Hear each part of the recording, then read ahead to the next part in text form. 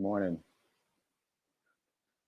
I'm watching because I'm trying to see if the internet's going to go out again. I didn't have internet until very recently, which is why if you were looking for the show earlier and you didn't see it, that's why, because there was no internet and I didn't think there was going to be a show today. And now I'm trying to see if it's going to stay. Let's see. Let's find out, shall we? Anyway, today is the 23rd day of February. This is the 38th episode of season 3 of the Be Your Own Hero show. Hero is an acronym. It means helping everyone reach optimism. In other words, helping others helps you with a reciprocal action. And I'm your host. I'm Sekouwrites. I am a professional creative and the creator of what we're now calling the Hero Ministry Movement. All right, that is my effort to uplift and inspire the unhoused community. I'm still keeping an eye on this internet. Okay. That said, shout out to New Thought Media Network for allowing me this space and opportunity to talk about my journey of becoming my own hero. And these days, past couple seasons, my journey of becoming my own financial hero. I hope something that I've said has resonated with you and helped you become your own financial hero as well. If this show provides any value to you, please like, please comment, please share, please spread the word, please make a donation, do all the good things to help the show grow. And remember that I am not a personal trainer nor my financial advisor, so do your own due diligence. All right, all that said, the internet seems to be holding steady. It seems to be holding steady. There's a few things that are a little weird on my end, but we're just gonna rock with it, see what happens. Okay, so because I thought there was gonna be no show, I kind of got into the idea that there was gonna be no show. I was like, oh, I just take a morning off. I just relax. But, but as you know, if you've been watching the show, I've been reading the 4 agreements. And the first of the 4 agreements is be impeccable with your word, which is to say, be impeccable with your word to yourself, which is to say, keep your promises to yourself and also say kind things to yourself. So the first part of that is what came into play today, because the promise I've made to myself is that if I can do the show, I will do the show. I won't take any days off. Very similar to my run streak. I've never said that out loud on the show, but that's been my commitment. If I can do the show, I'm going to do the show, regardless of what the circumstances are. So I'm exercising the same muscle that I'm building by doing my run streak here with this show. So you may have noticed, for example, that sometimes Rev Mel is out of pocket, and I guest host for her show. And then typically, I'm still here. That's because I've made this commitment to myself to show up for this show regardless. And so that was tested today because I was like, oh, there's no internet. I'm going to take a nap. that's what I decided. And just when I was about to take a nap after my run, I checked and I was like, okay, all right, we got internet. We got to do the show. So anyway, just a peek into my process. And again, the whole point is to build the muscle of so what? So what? So what? So what? The internet just came on 5 minutes ago. So what? I don't have notes for my show. So what? It's foggy today. So what? Now that relates to the run story, but I haven't gotten that far yet. So that's a preview of what's about to come. Okay, so like I said, I don't really have notes. So let me figure out how we're going to move. I guess, well, let's say what's up to the people who are in the chat. I see a couple of comments. So shout out to Gladys. Shout out to Tim, reminding me about the water. Appreciate that. Oh, oh, the volume. I appreciate that. I'm gonna take the headphones off. Hopefully that's better. I've been having some headphone issues, so hopefully you can hear me better. This polo is also a yesterday purchase. Was it yesterday? Or the day before yesterday? I think it was yesterday. I got this locally at a cool little thrift shop that has pink flamingos all in the front of the in the front of the lawn. So pink flamingos everywhere. Anyway, hope you can hear me now. And shout out to Linda, who's checking in early on Mountain Time. It's 7 a.m. where you are, and it's almost 10 a.m. where I am. So grateful to have folks at all the time zones. All the time zones? Maybe we got folks in all the time zones checking out the show. Anyway, so I made it. And hopefully you can, okay, Tim is saying the sound is better. All right, cool. Thanks for the heads up. I got to get some new headphones. That'll be the next thing. I'm already doing some triage on this laptop that you're watching me on. I got to be very gentle with the laptop because laptop is like, all right, man, do something. Let's do something. So I got my list of tech things to do is growing. Anyway, moving on, getting back to the show. Okay, oh, thanks Gladys for letting me know. Okay, so today was day 268 for my run streak. As you know, if you've been watching the show, I've been running every day, at least a mile a day for now 268 days in a row. And every day is different. And some days I get lessons, and some days I don't really get lessons. And some days I get profound lessons, and some days I get minor lessons. Day 247 was a profound lesson for me. So I won't recap that, but check my social media for yesterday's run report. And I talked about it a little bit here too. But today was relatively profound too. So I got up really late for me. That's not true. Okay, let's go back to yesterday. Yesterday was 2/22/22, and Reverend Mel talked on her show about the fact that there's a lot of energy in those numbers, a lot of energy in that day. And for me, yesterday was off all day. Everything was off. And so I was texting with her about it, and she suggested that I meditate or take a nap. Well, that ended up being the same thing. I, I sat to meditate, and then I was just out. I was just out. I woke up at 3 o'clock in the morning, and I was like, "There's nothing to do. There's nothing to do." So I ended up doing a number of things early in the morning, and because of all those things, I didn't get up at my usual time later to run because by the time, I basically fell back asleep. It was hard to get up, all those things. Anyway, I'm off topic. The point is, when I finally got outside to run, there was a blanket of fog everywhere, like movie type fog, like like just looking at a wall of cotton everywhere you looked. Oh, check out my run report for today because I got some video footage of it. It's pretty cool. So anyway, I went running in the fog, and and at the time it was just cool. I was like, oh, I'm running in the fog. I can't see anything. It's kind of cool.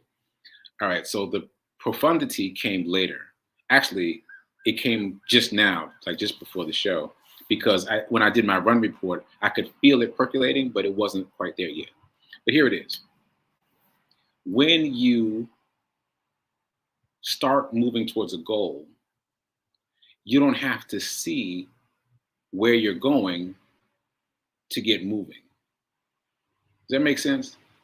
So in real time, my goal was to run, at least a mile as it's been every day for the past 268 days.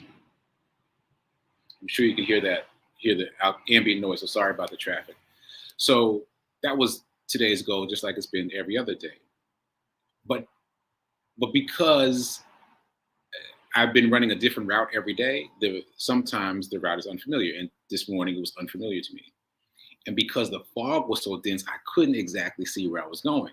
We're talking about seriously dense fog. So if I was in a block, I couldn't see the end of the block. I only had visibility of like 50 to 60 yards. So I can see where I'm going only for a brief period, a brief space, and then I got to move forward to see even more.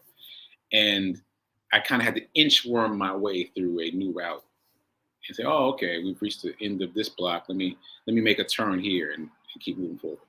So anyway, the point for me, what resonates for me is that as long as you've got a goal and you start moving, that's enough. That's enough. Set a goal and then start moving. And this takes us all the way back to my most recent catchphrase, which is now is better than perfect. Just start moving. Just start moving. The way will get clear as you move. The intersections will get clear as you move. The forks in the road will get clear as you get closer to them. All that stuff happens in process. But if you sit in a driveway like I was this morning, trying to figure it out, it just won't work. It just won't work. You got to get out there and start moving, and then the way will be made clear. So that's my profundity from day 268. And yes, in response to a few of you making this suggestion, I need to write them down. I mean, obviously they're captured here, and I need to also capture them in writing somewhere because they're life lessons for me, and I hope for you too. So, foggy day 268. That's my wisdom. Okay, shifting gears, charity run number 3, raising money for Mr. Charles. I texted with his neighbor yesterday. Mr. Charles is home. Yay, Mr. Charles is home. He's out of the hospital, and he's been looking for my phone number.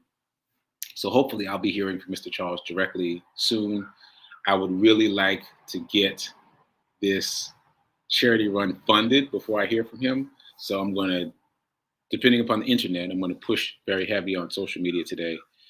Push the charity run very heavily on social media today, so we can get some more donations. So that hopefully by the time he calls me, I can say, "Guess what?" So anyway, help me out with that if you would. Please like, please comment, please share, please spread the word about the charity run, and if you can, please donate. Okay, moving on. So very briefly, the 30-day streak challenge for myself. What I've started doing, I mentioned this before, but I'm going to mention it again because it circled back to me. Basically, what I've done over the past couple of days is added something. I've stacked something. Studies have shown that it's easier to create a new habit by attaching it to a habit you've already established. So the habit of running every day became a habit for me on day 68. Now, to be clear, that does not mean I feel like doing it. That does not mean I feel like doing it. Today, like many days, I didn't feel like doing it. Today, all I wanted to do was take that nap. That's all I wanted to do. But on some subconscious level, it's in my bones now that even when I don't want to do it, there's something in me that's like, no, this is just what we do now. This is just what we do. So speaking of profundities in terms of the run streak, day 68 was the day that I discovered that it was in my bones. It was in my subconscious, right? So because I've got that habit relatively established, I'm now stacking other habits on top of it. And my temptation has been to stack big habits on top of it. And that has not gone well. That's not gone well. So what I'm doing is downsizing the habits that I'm stacking on top of it. So very small, very manageable goals, because the run streak has now gotten big, right? And so my temptation has been to add something big on top of the big thing. No, I need to add like a flea, like a little fly on top of this mountain of the run streak, and let that fly, that little flea, get bigger as I go. So that's it. I'm not going to be specific about what I'm doing just yet, but I am stacking a few very small pebbles. That's better. A very few pebbles onto the run streak that I've established as a habit. So I invite you all to do the same. Those of you who are participating in the 30-day streak challenge, and those of you who aren't, establish a habit of any kind by repeating it every single day for 30 days in a row, and then start stacking. Yeah, okay. Well, establish the habit first, because again, it took me 68 days. It wasn't just 30 days. But my goal was to make it 30 days. And then at day 68, I discovered it was a habit. So goal number 1, make it 30 days. And then see how you feel. Hopefully you'll keep it going and you will discover that it has become a habit that will be difficult to break, whatever it is. Okay, that's the 30-day streak. Oh, and so the envelope challenge. Like I said, I found this computer program that does a random number. So let's hit the number and see what we get for the dice roll today. And the number is 3. It's much less dramatic than the dice, right? I gotta find my dice. Just hitting the button for the number is not as much fun. Anyway, the number for today is 3. Again, what we're doing is we're transferring money from our checkings account to our savings account every day, just like the 30-day streak. It's a streak. It's an investment streak. Transfer small amounts of money between $1 to $6 every day so that you'll be able to stack an amount of money that you can then invest. We're doing this because the biggest reason that people don't invest is they say that they don't have enough money to invest. So we're circumventing that by creating this ancillary fund that we can use to invest.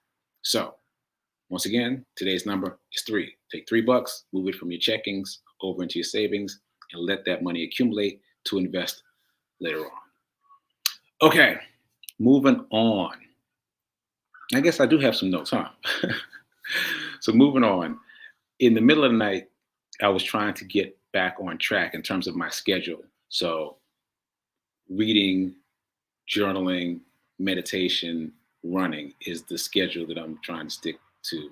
Although I've been experimenting with doing everything and then running last. So I'm still trying to find the right flow. Anyway, I didn't feel like reading any of the things that I've been reading this morning for whatever reason. I didn't feel like reading the 4 Agreements or 30-Day Mental Diet or any of that. So I picked up a book on Kindle that I have not read before, and it was pretty interesting. So the book is called, let me get the title exactly right. Tell Yourself a Better Lie. Tell Yourself a Better Lie. Subtitle: Use the power of rapid transformation therapy to edit your story and rewrite your life. Tell Yourself a Better Lie. So it's a cool title, cool, catchy title. And I don't even remember where I heard about it, probably from a podcast. But I like the idea, even just from the title, of Tell Yourself a Better Lie. So the implication is that we all go through our lives telling ourselves lies, telling ourselves stories that we believe. This is true. This is factual. Many of us never realize that we're telling ourselves lies, but some of us do. If you go down the rabbit hole far enough, you'll discover that you're creating stories for yourself that may not necessarily be true, that are usually not true. And I use myself as an example. Like I mentioned this the other day, I never thought that I would be able to run a mile every day for 30 days. I didn't think I would make it at all, to be completely honest. So my self-limitation was such that I was like, yeah, I don't think I can do this, but I'm just going to try it because it seems like a cool thing to do for my birthday month. That was about it. And I was shocked that not only could I do that, but that without trying, I ended up at 62 miles for the month. I was like, how did that happen? How did I run even more than a mile a day? So it expanded my belief box. My belief box was limited to less than 30 miles for the month. And then I ran 62. And so it expanded my belief box. And every day since then, I've been expanding my belief box about what I'm capable of. So the point is, we create these limitations for ourselves out of thin air, really. We create limitations for ourselves. We make up stories about what we can and can't do. Oh, another really good one is I'm an early riser. Oh, I'm not a morning person. I'm not a morning person. You're not a morning person, but have you ever missed a 6 a.m. flight? No, you haven't. Why? Because you had a reason to get up. It's not about being a morning person or not. We make up these stories, we believe them, and then they become fact, self-fulfilling prophecies. I am so on a tangent right now. Let me get back to the morning zen. So the point is, I was reading this book in the middle of the morning, and I'm gonna read this quote. As someone who has spent a lot of time in therapy, this really stood out to me. Also, this book was written by a therapist. Yeah, let me just explain. So she is a therapist, and she developed a reputation for quote unquote fixing/healing people in a few sessions, as opposed to many sessions over time. And if you've been in therapy before, you know that typically it's many sessions over time that you're dealing with an issue, you're peeling back the onion, trying to work through something. Well, she became known for fixing things, quote unquote, fixing things quickly. So she basically created a name for that, rapid transformation therapy. And that's the method that she uses. Anyway, here's this very brief quote. In a therapy office, a client may expertly deflect, dodge, and obscure the truth in order to prevent the therapist from getting to the painful core that they've been avoiding their entire life. I'm going to read it again. In a therapy office, a client may expertly deflect, dodge, and obscure the truth in order to prevent the therapist from getting to the painful core that they've been avoiding their entire life. So we're talking about subconscious behavior. Right? We're talking about feeling like the therapist is getting us to a place that's not comfortable. And then the defense mechanisms that we've developed over the years, the stories that we've told ourselves over the years kick in, and then we start deflecting and dodging and obscuring. So that really stood out to me, because you can be in therapy and you can still be deflecting and dodging and not getting the most out of it if you're not willing to lean into the uncomfortable places, because therapy is not typically comfortable. Okay, so the point of this book is to tell yourself a better story. Like, you've got these stories that you tell about yourself, and so the idea is figure out a story that serves you better than the stories that you've been telling about yourself. So I think I'm gonna stick with it. I picked it up for the first time at like 3 o'clock in the morning this morning, and I think I'm gonna stick with it and read some more from it. We'll see. We'll see. So that's today's morning's in. Okay. So moving on to abundance. I'm going to do the affirmation. Haven't done it in a while. So here's the affirmation. I am so happy and grateful to be a multimillionaire in every area of my life. Just going to do it once because now I'm short on time. I swear, every time I'm winging it, I end up talking more. Right? So anyway, here's my reminder, my remix of another quote.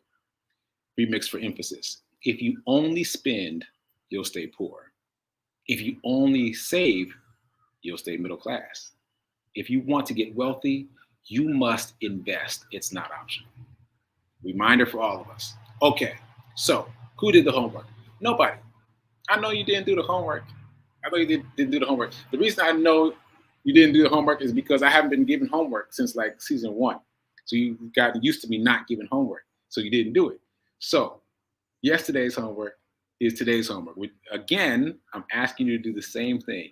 Create a list of questions that people ask you often. All right? So yesterday was like a warm-up for getting back to homework. So today, let's do the homework. Get a piece of paper, write it out. And again, what we're doing is making a list of the 10 things that people ask us the most. And just to get you kickstarted, I will give you a couple of examples. So most recently, the example that I gave yesterday was someone asked me how to get in the stock market if they're a beginner. And I had that episode transcribed, and now I'm editing that episode into a kind of bullet point list. Right now it's five tips for getting in the stock market as a beginner, right? That's one thing. And then some other things that I've been asked. I was about to say recently, but I'll just go with recently. Some other things that I've been asked recently. I always get asked about how to test drive cars all the time, constantly. And I've said to myself many times that I need to just write it down so that there's a list so that I can say, oh, you want to know how to test drive cars? Here you go. Just read that list. So that's one. That's a second one for me.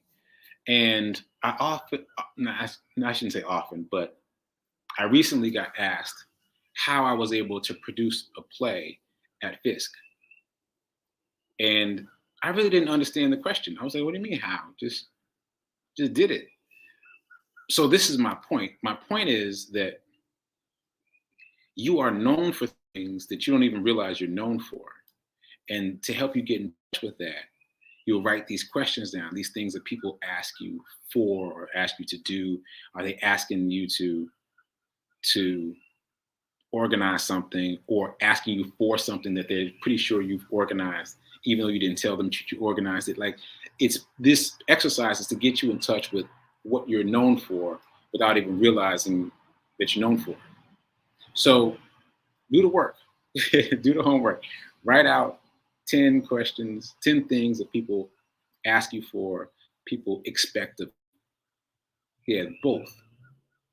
Things that people ask you for or they expect of you. And that'll help you get in touch with what you're already famous for in your circle. And then we'll do some exercises from there. Okay, so I think that might be it. So just a reminder, where we're going with this exercise is we are creating a brochure, a pamphlet. Ooh, even easier. We're creating a pamphlet, right? So a very low bar, just a pamphlet, just something that encapsulates some of the information that we have in our heads, right? Why? Because we're creating a secondary revenue stream. Well, actually, hopefully it's more than a secondary revenue stream. So let's just say an ancillary revenue stream. All of us need to be seeking multiple revenue streams because that's the way it's done. We now know that the average millionaire has 7 different revenue streams, which sounds daunting to me. But when you break it down to small projects like this, doesn't seem as daunting at all. It seems much more manageable. So this pamphlet, once it's created, can be for sale out there in the world, and it's passive income. Like you could promote it or you could not promote it. Like either way, it creates a life of its own. Like you could literally be asleep one night and someone could order your pamphlet on Amazon, and then you just wake up to a couple bucks, passive income. Or this has happened to me. You could wake up to an email from a book club saying, "Hey, we decided to read your book, and we just ordered. Everyone in the book club just ordered a copy." That's happened to me, and it's like, oh wow. So there's a royalty check coming, and then there's this. I try to create some interaction with the book club and all that. Now admittedly, that's a book, but still, the point is that whatever you do, once you put it out there, it will create its own life. You never know what'll happen. You never know. Oh, I got another example. One of my books was quoted in a friend's scholarly report, not dissertation, not report. Something that was written for a journal, for a scholarly journal. She ended up quoting something from one of my books. Again, like I could not have predicted that. Like it's just once you put it out there and it exists out there in the world, any number of things can happen with the project. So the point for you and for me is it gives us another stream of revenue that anything could happen. Oh, one more example. I've used this example before, but Amanda Gorman, the woman who read poetry at the inauguration of the current president, she already had books on Amazon. And once she did the inauguration, those books went through the roof. They sold out like hotcakes, but they already existed. They'd already been there. And so once again, you just never know what can happen once you create the project. And all of us have the ability to create something, at least a pamphlet, at least a brochure, because we have things that we're passionate about. We have things, we have knowledge that we've accumulated over the course of years. So we're creating this pamphlet. I'm giving you all the reasons why you're not backing out. That's what I'm doing. Giving you all the reasons why you're not backing out. Just create an ancillary revenue stream. Make your list of 10 things that people know you for or that people ask you about. All right, so stay tuned for prayer time. Right now on the New Thought Media Network, you got to go, depending upon where you're watching this, you got to go out to the main channel to watch prayer time. And then stay tuned for Sit with Reverend Melissa at 10:30, where I'll be producing. Oh, shoot. And as I close out, I'm going to show you a picture of Pookie. Pookie is my new friend. I'm sure he's responsible for messing with the Wi-Fi. This is Pookie, and then I'm going to close out the show. Where is Pookie? There he is. Pookie just hangs out on the electrical outlets all the time. I'm sure that's why there was no internet this morning. I'm watching you, Pookie. I'm watching you. All right, keep doing. Be a hero. Be your own hero. Remember that now is better than perfect. Later.